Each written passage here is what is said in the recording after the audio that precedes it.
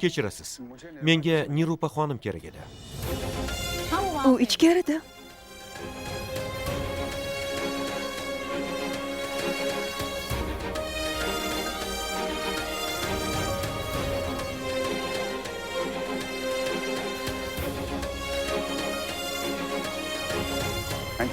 Rahmat.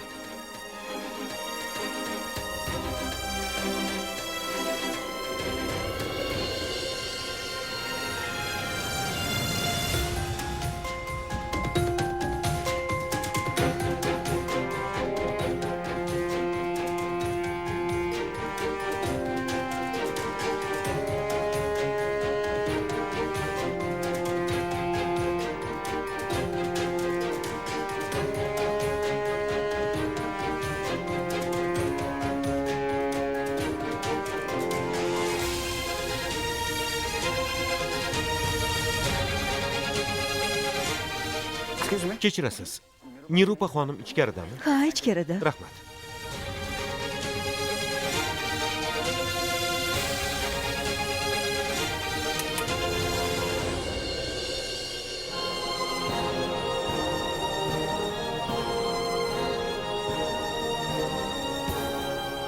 Nirupa xonim,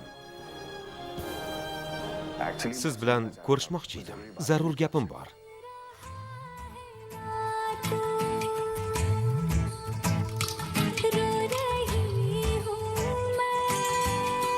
Eng yangi kino va seriallar faqat Riya Play platformasida.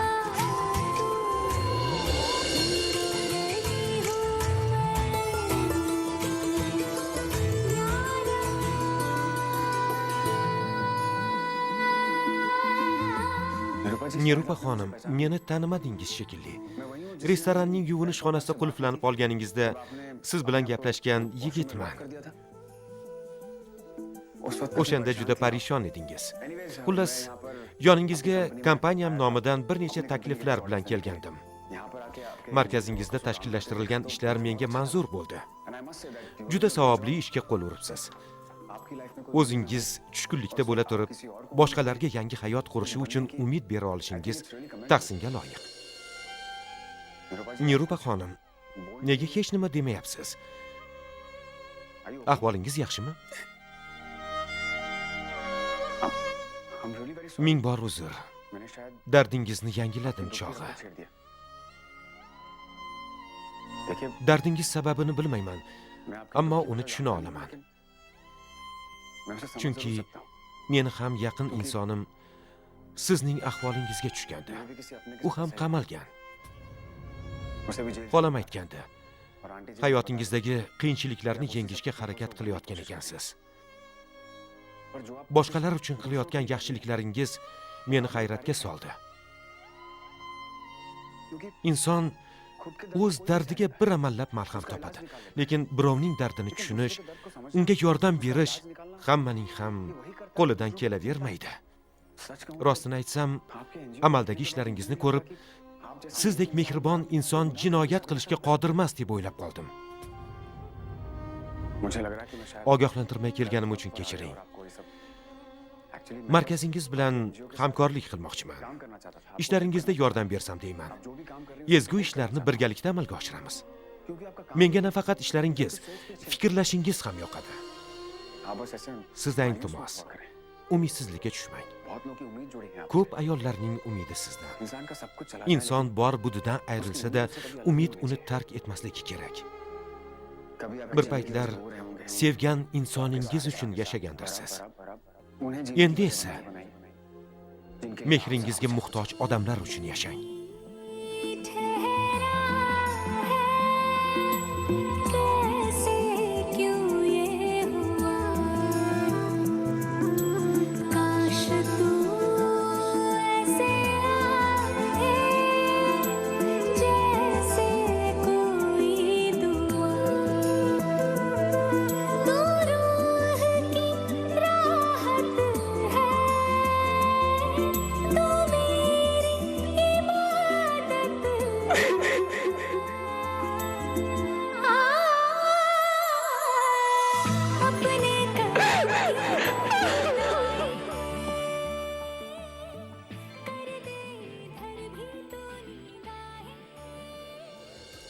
Hayotim mazmuni siz edingiz. Siz uchun undan voz kechdim. Bu gapni sizga ayta olmadim. Ammo koshkiydi. Koshkiydi sizni qanchalar sevishimni ayta olganimda. Lekin endi ayta olmayman. Chunki yangi oila qurgansiz.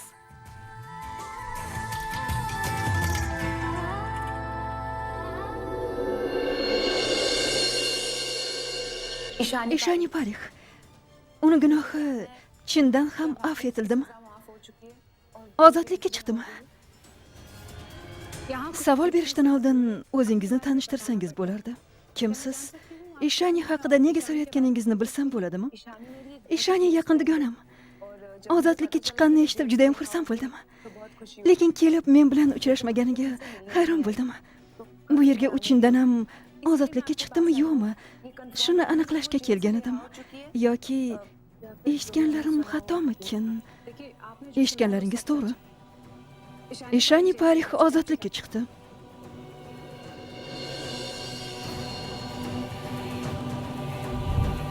Uni qayerdan topishim mumkin?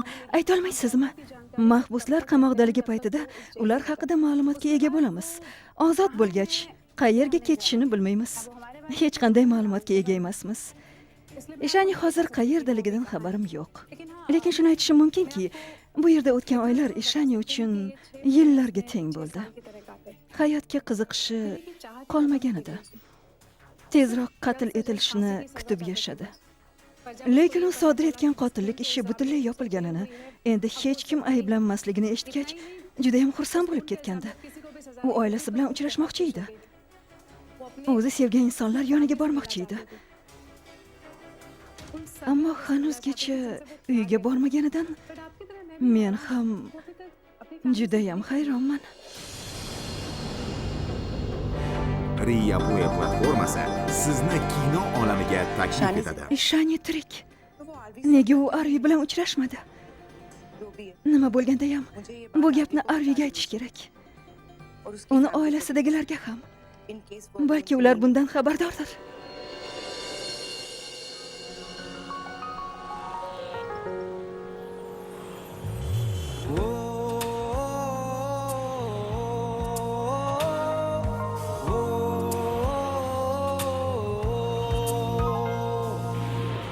आसान नहीं यहाँ आशिक हो जाना, पलकों पे कांटों को सजाना। आशिक को मिलती है गम की सौगातें, सबको ना मिलता ये खजाना। ओ,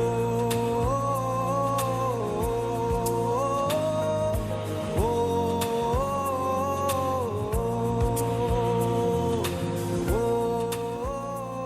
Ishanini unutishga, hayotda olg'a intilishga harakat qilyapman.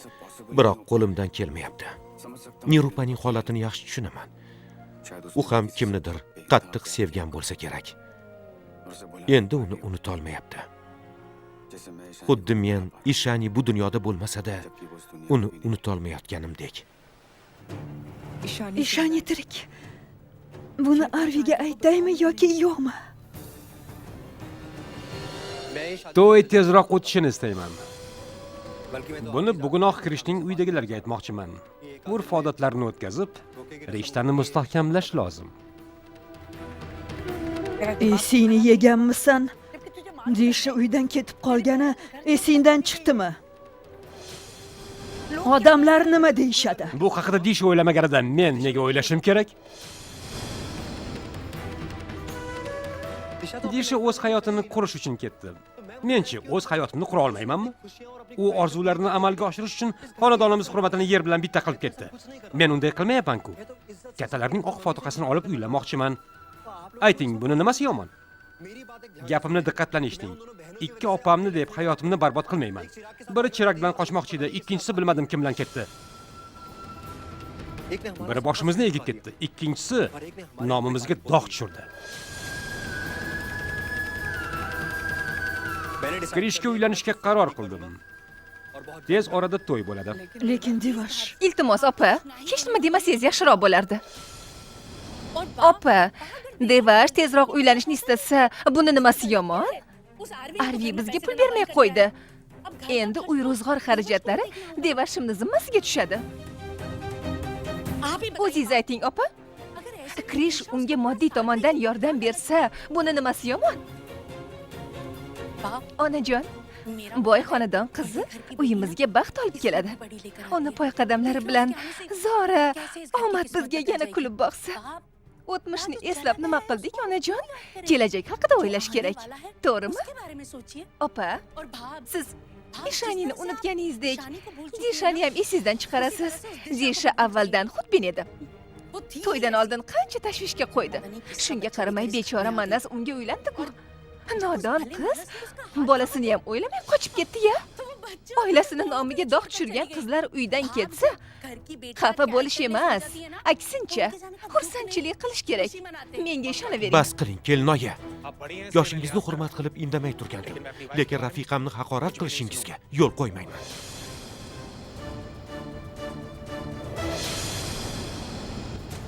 Krish men uchun lotereya chiptasi. Lotereyada yutishim uchun Krishga uylanishim kerak. Badavlat xonadon qizi. Akasi taniqli advokat. Aka Erkatoy singlisidan nafaqat mehrini, davlatini ham ayamaydi. Krish bu uyda qiynalmasligi uchun akasi barcha sharoitlarni yaratadi. G'aribona hayotdan xalos bo'lishni istasangiz, niyatimdan qaytarmang. Yaxshisi to'yga hozirlik ko'ring. Devashni uyiga kimdan so'rab bording? Buning uchun kimdandir ruxsat so'rashimga hojat yo'q. Ruxsat so'ramasang ham aytishing mumkin edi-ku. Shunchalar mustaqil bo'lib qoldingmi? Krishni hayotini ham o'zing hal qilasanmi? O'zim to'g'ri deb hisoblagan ishni qildim. Bu sud zali emas. To'g'rini to'g'ri, xatoni xato ekanini isbotlab bersang. Bu uy meni uyim. Krish esa meni qizim. Uni hayotiga men mas'ulman. Men uning akasiman. Uning istak orzularini amalga oshirish meni zimmamda. Devash o'zimga ham yoqmaydi. Biroq Krishning baxti uchun uning to'yi haqida gaplashgani bordim. Kattalarning ishi bu. Bu ishni kattalar qiladi. Qizining rishtasini bog'lashga uning ota-onasi boradi. Sen esa yuzimizga oyoq qo'yib, akasiman deb borgansan. Ular qay xayolga borgan ekan? To'y haqida gaplashgani akasi kelgan bo'lsa, otasi yo'q ekan deb o'ylashgan. Hech kimning otasi emassiz.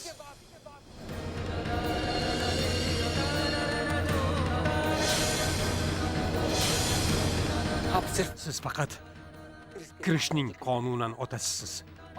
Haqiqiy ota qanday bo'lishini bilmaysiz. Menga kelsak, faqat onam va singlim bor. Bu uyda boshqa hech kimni tan olmayman.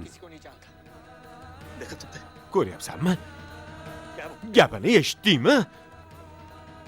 Demak, bu uyda hech kim emasman. Yaxshi. Shuncha ish qildingmi? Endi Kanyadan kelinni kuyovga Eng topshirish yangi kino va udumini ham seriallar o'zing o'tkazasan. faqat Ria Play Kimdir platformasida. kelinning otasi qani deb so'rasa, u o'lgan deysan. Bas qiling, O'lgan degin. jim bo'ling. Nimalar deyapsiz? Qanaqaligini bilasiz-ku. Hech bo'lmasa siz aql bilan ish tuting. Sencha nahotki onangga rahming kelmasa, gaplaring ko'nglimga og'ir botishini hech o'ylaganmisan? Hech kimni o'ylamaydi. U faqat o'zi haqida o'ylashni biladi. Ko'ngli tusagan ishni qilib To'g'ri deb o'rgangan. hisoblagan ishim siz uchun doim noto'g'ri bo'lib kelgan. Qilgan ishimdan emas, o'zimdan norozisiz. Sendan emas, fe'l-atvoringdan noroziman. Menga esa munosabatingiz yoqmaydi. Fikrlashingni o'zgartirsang, hammasi yaxshi bo'ladi. Koshkiydi o'tmishni o'zgartira olganimda. Shekhar!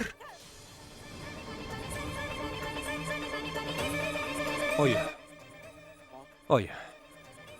Unga ayting. Bu haqida ortiq gaplashkim yo'q. To'y haqida gaplashdim. Qarorim qat'iy. Uni o'zgartirmayman. Qaroringni tan olmayman. Avval o'zingni epla. Keyin birovni hayotini hal qilasan. Jim bo'ling. Men uchun jim bo'ling. Iltimos. Bir umr seni deb jim yashab kelyapman. Sen uchun chidadim. Lekin hozir gapirishim shart. Agar gapirmasam, o'g'ling chegaradan butkul chiqib ketadi.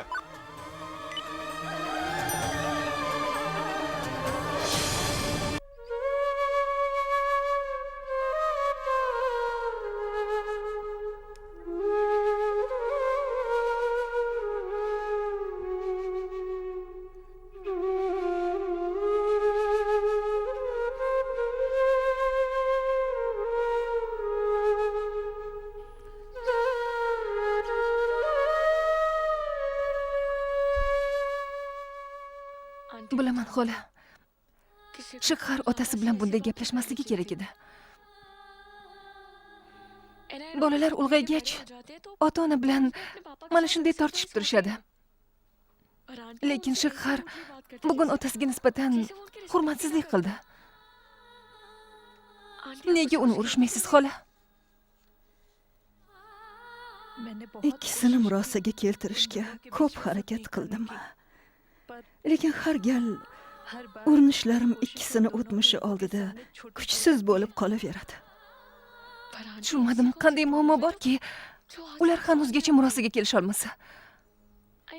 Otadan xafa bo'lish boshqa, lekin otani tan olmaslik bu dahshat. Janob Mehra Shekharni otasi emas. Uni otasi Ha, u meni erim. Lekin Shekharni otasi emas. Shekharni otasi birinchi erim edi. U ko'p yillar oldin joniga qasd qilgan. Yaqin insonidan ayrilgan odam qay ahvolga tushishini bilasanmi? Men bilaman. Chunki otamdan ayrilganman. bundan chiqdi. Shahar otam olamdan o'tgan deb rost gapirgan ekandi. Men esa uni yolg'onchi dedim.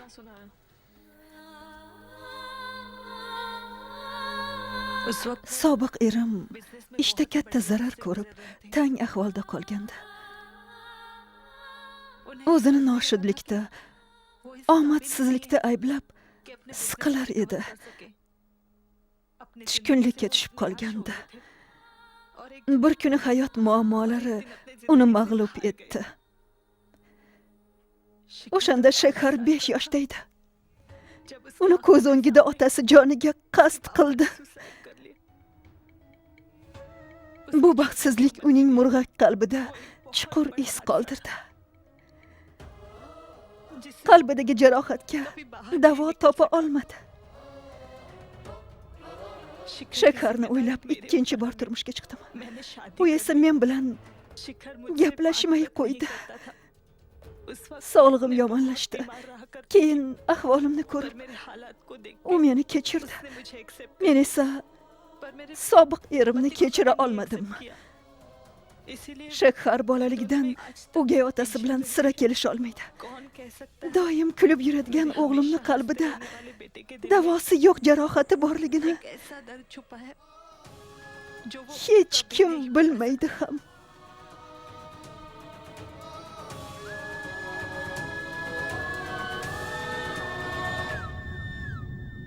Iltimos xola, yig'lamang.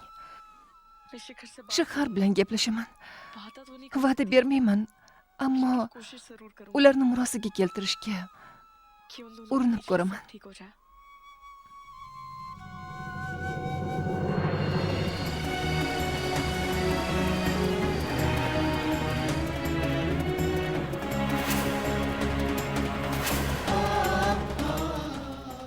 Qayerga ketibdi?